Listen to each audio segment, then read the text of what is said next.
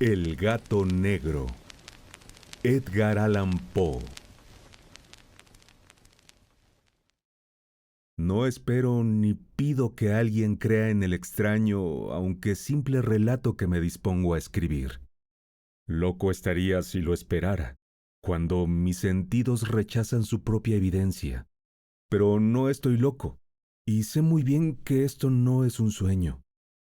Mañana voy a morir, y quisiera aliviar hoy mi alma. Mi propósito inmediato consiste en poner de manifiesto, simple, sucintamente y sin comentarios, una serie de episodios domésticos. Las consecuencias de esos episodios me han aterrorizado, me han torturado y, por fin, me han destruido. Pero no intentaré explicarlos. Si para mí han sido horribles, para otros resultarán menos espantosos que baroques. Más adelante tal vez aparecerá alguien cuya inteligencia reduzca mis fantasmas a lugares comunes. Una inteligencia más serena, más lógica y mucho menos excitable que la mía, capaz de ver en las circunstancias que temerosamente describiré una vulgar sucesión de causas y efectos naturales. Desde la infancia me destaqué por la docilidad y bondad de mi carácter. La ternura que abrigaba mi corazón era tan grande que llegaba a convertirme en objeto de burla para mis compañeros. Me gustaban especialmente los animales, y mis padres me permitían tener una gran variedad. Pasaba a su lado la mayor parte del tiempo, y jamás me sentía más feliz que cuando les daba de comer y los acariciaba. Este rasgo de mi carácter creció conmigo, y cuando llegué a la virilidad, se convirtió en una de mis principales fuentes de placer. Aquellos que alguna vez han experimentado cariño hacia un perro fiel y sagaz, no necesitan que me moleste en explicarles la naturaleza o la intensidad de la retribución que recibía. Hay algo en el generoso y abnegado amor de un animal que llega directamente al corazón de aquel que con frecuencia ha probado la falsa amistad y la frágil fidelidad del hombre. Me casé joven y tuve la alegría de que mi esposa compartiera mis preferencias. Al observar mi gusto por los animales domésticos, no perdía oportunidad de procurarme los más agradables de entre ellos. Teníamos pájaros, peces de colores, un hermoso perro, conejos, un monito y un gato. Este último era un animal de notable tamaño y hermosura, completamente negro y de una sagacidad asombrosa. Al referirse a su inteligencia, mi mujer, que en el fondo era no poco supersticiosa, aludía con frecuencia a la antigua creencia popular de que todos los gatos negros son brujas metamorfoseadas. No quiero decir que lo creyera seriamente, y solo menciono la cosa porque acabo de recordarla. Plutón, tal era el nombre del gato. Se había convertido en mi favorito y mi camarada. Solo yo le daba de comer y él me seguía por todas partes en casa. Me costaba mucho impedir que anduviera tras de mí en la calle. Nuestra amistad duró así varios años, en el curso de los cuales, enrojezco al confesarlo, mi temperamento y mi carácter se alteraron radicalmente por culpa del demonio. Intemperancia. Día a día me fui volviendo más melancólico, irritable e indiferente hacia los sentimientos ajenos. Llegué incluso a hablar descomedidamente a mi mujer y terminé por infligirle violencias personales. Mis favoritos, claro está, sintieron igualmente el cambio de mi carácter. No solo los descuidaba, sino que llegué a hacerles daño. Hacia Plutón, sin embargo, conservé suficiente consideración como para abstenerme de maltratarlo, cosa que hacía con los conejos, el mono y hasta el perro cuando por casualidad o movidos por afecto se cruzaban en mi camino. Mi enfermedad, empero, se agravaba, pues, ¿qué enfermedad es comparable al alcohol? Y finalmente, el mismo Plutón, que ya estaba viejo y por tanto algo enojadizo, empezó a sufrir las consecuencias de mi mal humor. Una noche en que volvía a casa completamente embriagado, después de una de mis correrías por la ciudad, me pareció que el gato evitaba mi presencia. Lo alcé en brazos, pero asustado por mi violencia me mordió ligeramente en la mano. Al punto se apoderó de mí una furia demoníaca y ya no supe lo que hacía. Fue como si la raíz de mi alma se separara de golpe de mi cuerpo. Una maldad más que diabólica, alimentada por la ginebra, estremeció cada fibra de mi ser.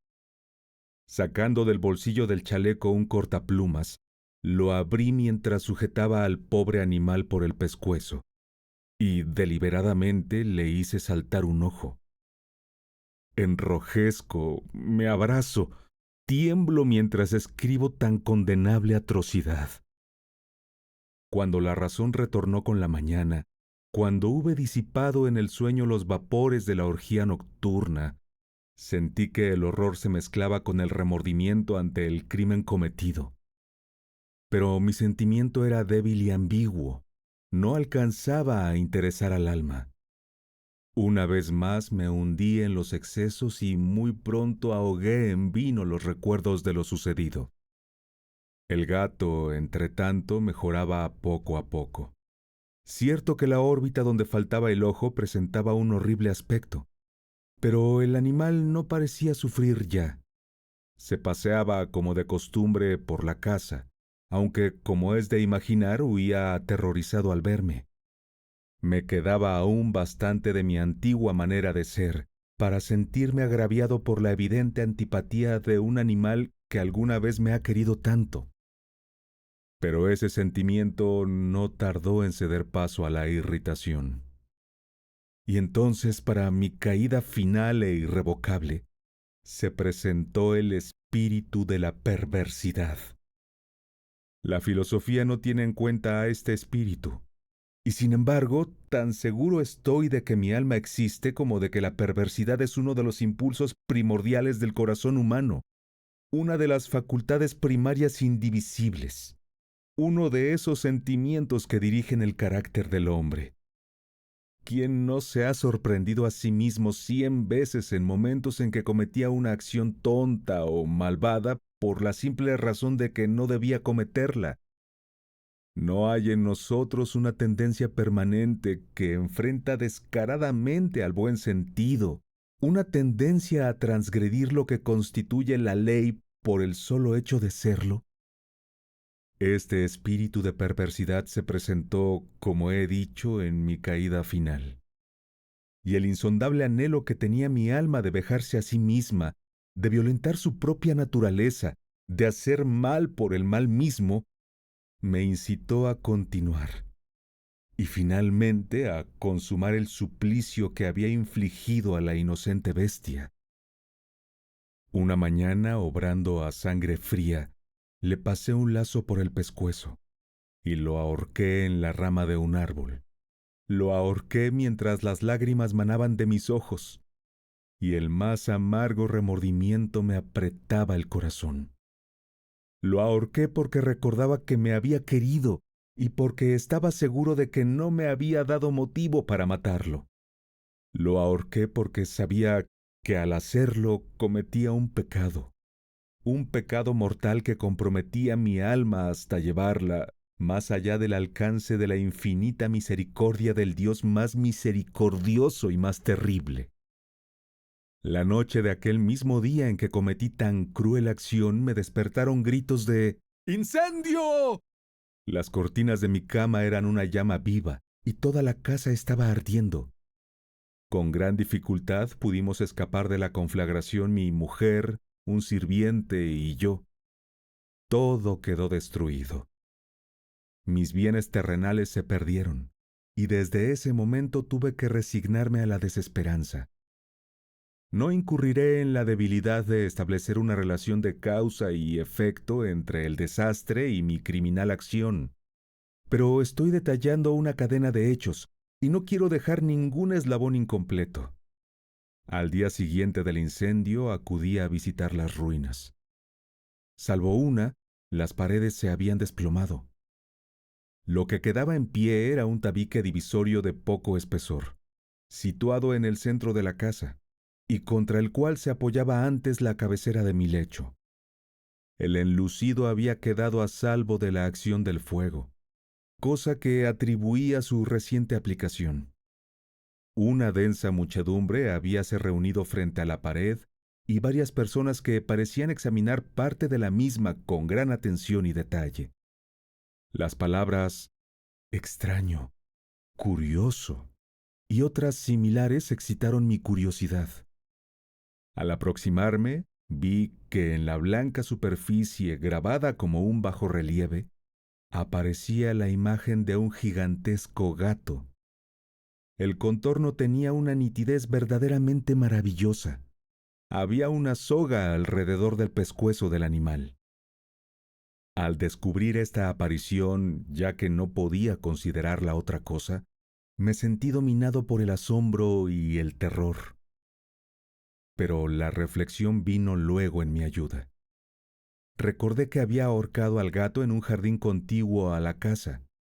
Al producirse la alarma del incendio, la multitud había invadido inmediatamente el jardín. Alguien debió cortar la soga y tirar al gato en mi habitación por la ventana abierta. Sin duda habían tratado de despertarme de esa forma. Probablemente la caída de las paredes comprimió a la víctima de mi crueldad contra el enlucido recién aplicado, cuya cal, junto con la acción de las llamas y el amoníaco del cadáver, produjo la imagen que acababa de ver. Si bien en esta forma quedó satisfecha mi razón, ya que no mi conciencia, sobre el extraño episodio lo ocurrido impresionó profundamente mi imaginación. Durante muchos meses no pude librarme del fantasma del gato, y en todo ese tiempo dominó mi espíritu un sentimiento informe que se parecía, sin serlo, al remordimiento. Llegué al punto de lamentar la pérdida del animal y buscar en los viles antros que habitualmente frecuentaba algún otro de la misma especie y apariencia que pudiera ocupar su lugar. Una noche en que, borracho a medias, me hallaba en una taberna más que infame, reclamó mi atención algo negro posado sobre uno de los enormes toneles de ginebra que constituían el principal moblaje del lugar. Durante algunos minutos había estado mirando dicho tonel y me sorprendió no haber advertido antes la presencia de la mancha negra en lo alto. Me aproximé y la toqué con la mano. Era un gato negro muy grande, tan grande como Plutón, y absolutamente igual a éste, salvo un detalle. Plutón no tenía el menor pelo blanco en el cuerpo, mientras este gato mostraba una vasta, aunque indefinida mancha blanca que le cubría casi todo el pecho. Al sentirse acariciado se enderezó prontamente, ronroneando con fuerza. Se frotó contra mi mano y pareció encantado de mis atenciones. Acababa, pues, de encontrar el animal que precisamente andaba buscando. De inmediato propuse su compra al tabernero, pero me contestó que el animal no era suyo y que jamás lo había visto antes ni sabía nada de él. Continué acariciando al gato y cuando me disponía a volver a casa, el animal pareció dispuesto a acompañarme. Le permití que lo hiciera, deteniéndome una y otra vez para inclinarme a acariciarlo. Cuando estuvo en casa se acostumbró a ella de inmediato y se convirtió en el gran favorito de mi mujer. Por mi parte, pronto sentí nacer en mí una antipatía hacia aquel animal. Era exactamente lo contrario de lo que había anticipado, pero, sin que pueda decir cómo ni por qué, su marcado cariño por mí me disgustaba y me fatigaba. Gradualmente el sentimiento de disgusto y fatiga creció hasta alcanzar la amargura del odio. Evitaba encontrarme con el animal. Un resto de vergüenza y el recuerdo de mi crueldad de antaño me vedaban maltratarlo. Durante algunas semanas me abstuve de pegarle o de hacerle víctima de cualquier violencia, pero gradualmente, muy gradualmente, llegué a mirarlo con inexpresable odio y a huir en silencio de su detestable presencia, como si fuera una emanación de la peste. Lo que sin duda contribuyó a aumentar mi odio fue descubrir a la mañana siguiente de haberlo traído a casa que aquel gato, igual que Plutón, era tuerto. Esta circunstancia fue precisamente la que le hizo más grato a mi mujer, quien, como ya dije, poseía en alto grado esos sentimientos humanitarios que alguna vez habían sido mi rasgo distintivo y la fuente de mis placeres más simples y más puros. El cariño del gato por mí parecía aumentar en el mismo grado que mi aversión. Seguía mis pasos con una pertinacia que me costaría hacer entender al lector. Donde quiera que me sentara, venía a ovillarse bajo mi silla o saltaba a mis rodillas, prodigándome sus odiosas caricias. Si echaba a caminar, se metía entre mis pies, amenazando con hacerme caer, o bien clavaba sus largas y afiladas uñas en mis ropas, para poder trepar hasta mi pecho. En esos momentos, aunque ansiaba aniquilarlo de un solo golpe, me sentía paralizado por el recuerdo de mi primer crimen. Pero sobre todo, quiero confesarlo ahora mismo, por un espantoso temor al animal. Aquel temor no era precisamente miedo a un mal físico, y sin embargo me sería imposible definirlo de otra manera. Me siento casi avergonzado de reconocer, sí, aún en esta celda de criminales me siento casi avergonzado de reconocer que el terror, el espanto que aquel animal me inspiraba, era intensificado por una de las más insensatas quimeras que sería dado concebir. Más de una vez mi mujer me había llamado la atención sobre la forma de la mancha blanca de la cual ya he hablado, y que constituía la única diferencia entre el extraño animal y el que yo había matado.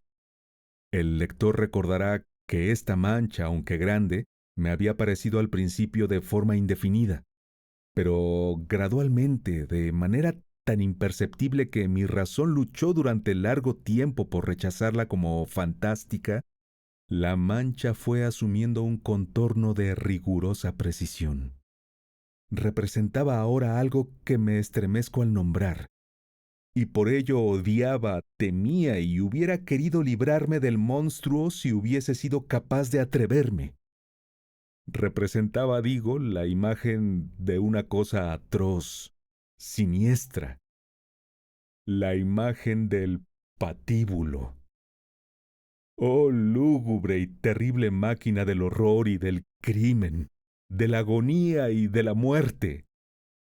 Me sentí entonces más miserable que todas las miserias humanas.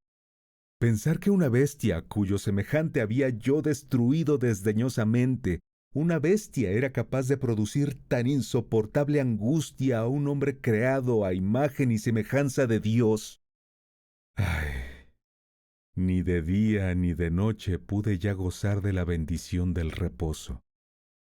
De día, aquella criatura no me dejaba un instante solo. De noche, despertaba hora a hora de los más horrorosos sueños, para sentir el ardiente aliento de la cosa en mi rostro y su terrible peso, pesadilla encarnada de la que no era posible desprenderme, apoyado eternamente sobre mi corazón. Bajo el agobio de tormentos semejantes, sucumbió en mí lo poco que me quedaba de bueno. Solo los malos pensamientos disfrutaban ya de mi intimidad, los más tenebrosos, los más perversos pensamientos. La melancolía habitual de mi humor creció hasta convertirse en aborrecimiento de todo lo que me rodeaba y de la entera humanidad.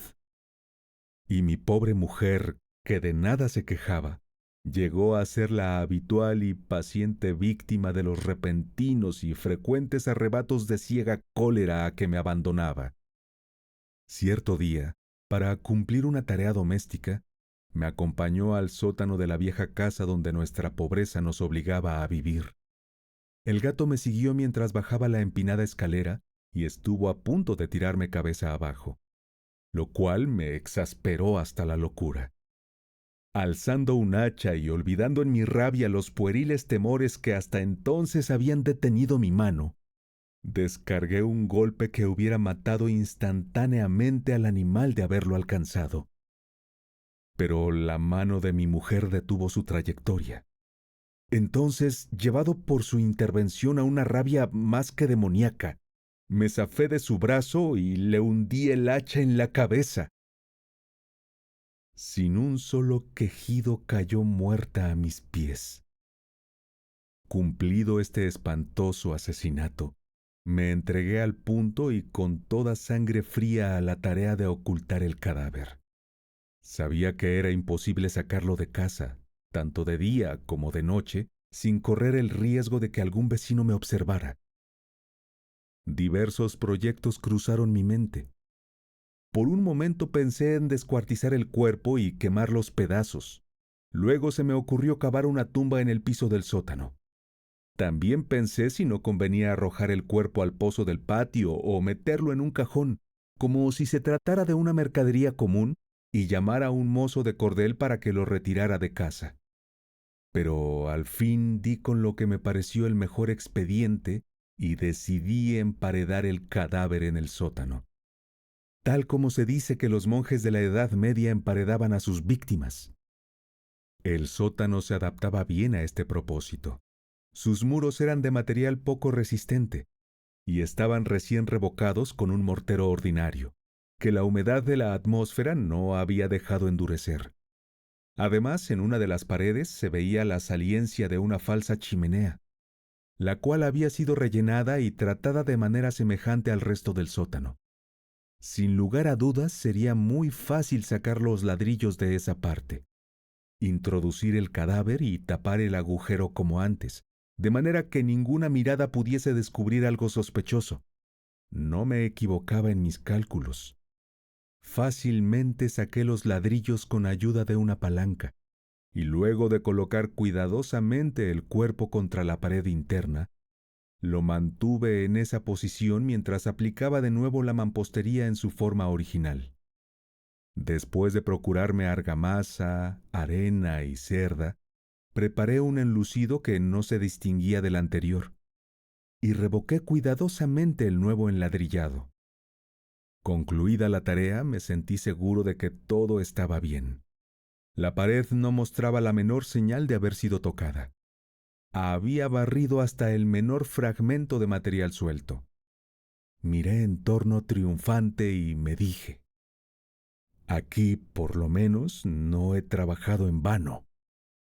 Mi paso siguiente consistió en buscar a la bestia causante de tanta desgracia, pues al final me había decidido a matarla. Si en aquel momento el gato hubiera surgido ante mí, su destino habría quedado sellado, pero, por lo visto, el astuto animal, alarmado por la violencia de mi primer acceso de cólera, se cuidaba de aparecer mientras no cambiara mi humor. Imposible describir o imaginar el profundo, el maravilloso alivio que la ausencia de la detestada criatura trajo a mi pecho. No se presentó aquella noche, y así, por vez primera desde su llegada a la casa, pude dormir profunda y tranquilamente. Sí, pude dormir, aun con el peso del crimen sobre mi alma. Pasaron el segundo y el tercer día y mi atormentador no volvía. Una vez más respiré como un hombre libre. Aterrado, el monstruo había huido de casa para siempre. Ya no volvería a contemplarlo. Gozaba de una suprema felicidad, y la culpa de mi negra acción me preocupaba muy poco. Se practicaron algunas averiguaciones a las que no me costó mucho responder. Incluso hubo una perquisición en la casa. Pero, naturalmente, no se descubrió nada. Mi tranquilidad futura me parecía asegurada. Al cuarto día del asesinato, un grupo de policías se presentó inesperadamente y procedió a una nueva y rigurosa inspección.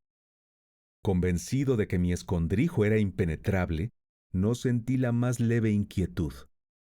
Los oficiales me pidieron que los acompañara en su examen. No dejaron hueco ni rincón sin revisar. Al final, por tercera o cuarta vez, bajaron al sótano. Los seguí sin que me temblara un solo músculo. Mi corazón latía tranquilamente, como el de aquel que duerme en la inocencia. Me pasé de un lado al otro del sótano. Había cruzado los brazos sobre el pecho y andaba tranquilamente de aquí para allá. Los policías estaban completamente satisfechos y se disponían a marcharse. La alegría de mi corazón era demasiado grande para reprimirla.